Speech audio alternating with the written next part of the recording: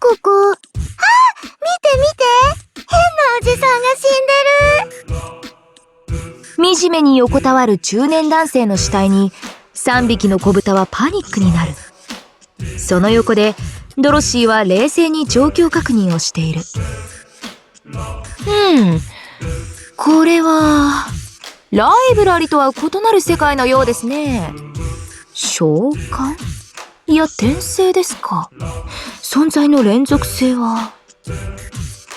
PC に気づいたドロシーはためらいなく死体を踏み越えるとキーボードに触れた。おお、これ使えそうですね。じゃあまずは情報収集っと。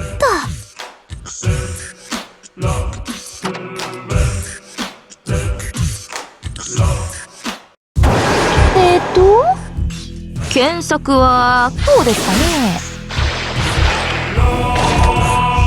横尾。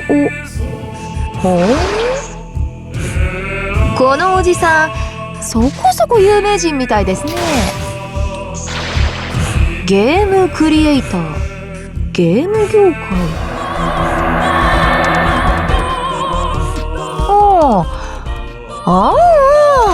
なるほど。これはかなり欲望丸出しの世界ですね。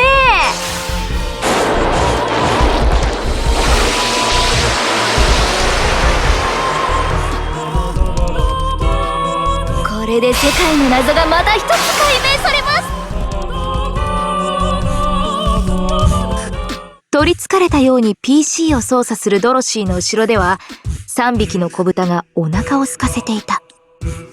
何か食べたいよ。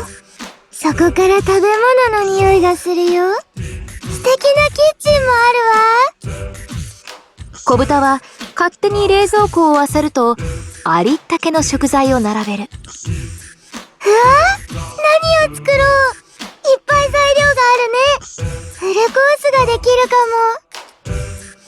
ひとしきり相談すると子豚は各自で分担を決めて料理に取り掛かる。不健康な死体が横たわる部屋にいい匂いが漂い出した。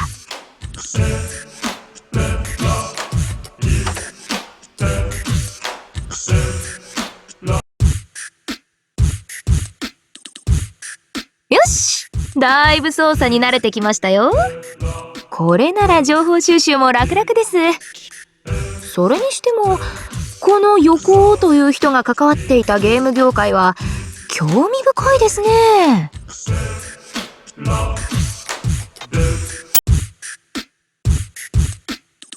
なんというかゲーム業界には偏屈な人が多そうです。異常なまでのこだわりがあったり、自己顕示欲が激しかったり、コミュニケーションの取り方に難があったり。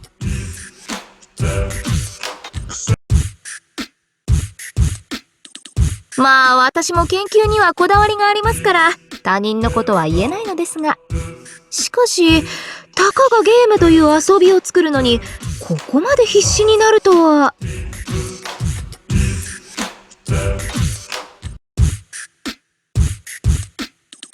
けれどこのプロデューサーとかいう人たちはちょっと違いますね。お金に興味が集中していて実にシンプルで分かりやすいです。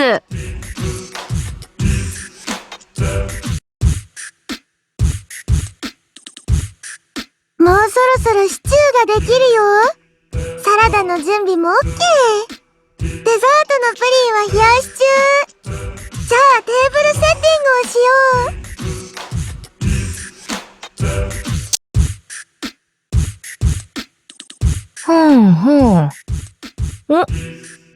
シノアリス？この横尾といういかにも不摂生気味なおじさんが作っていたゲームですか。それにしてもこれは。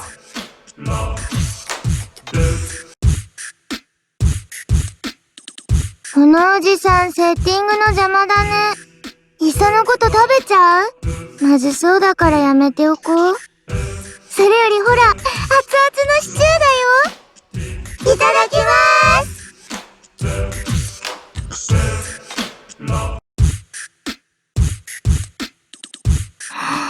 世間を騒がす集団が3ヶ月前から急増。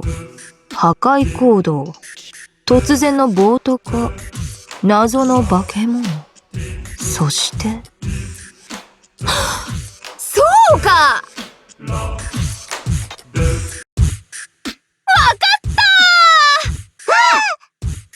ー！ PC の前で突然叫び出したドロシーは、背後で食事をしていた3匹の子豚に猛烈な勢いで語り出した。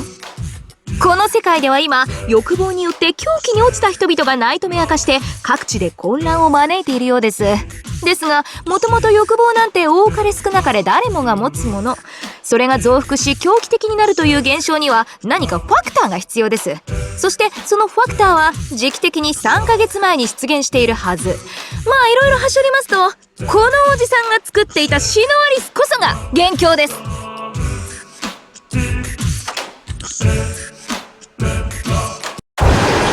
SNS やニュースサイト、アングラサイトを通じてナイトメア化した人間の共通点を探ると必ず1点に突き当たります。シノアリスを作ったもの、プレイしたもの、インストールしたものなどなど、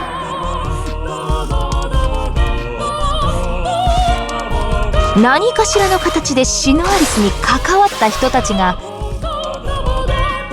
その欲望を驚くほどに短期間で異常なまでに増幅させているんです。とりあえずご飯食べてもいい？これで世界の謎がまた一つ解明されます。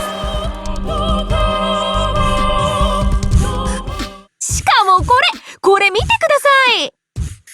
ドロシーが小豚に見せた PC の画面には数名の人物が映っている。これアリスじゃない？こっちはスノーだよ。シンデレラもいるね。これはゲームの中の登場人物。生身の体を持たない想像の産物です。でもアリスたちは生きてるよ。次元の壁を越えちゃったんですかね。まあ何にせよ、このゲームを作った会社に行って確かめましょうとドロシーは好奇心いっぱいに微笑んだ。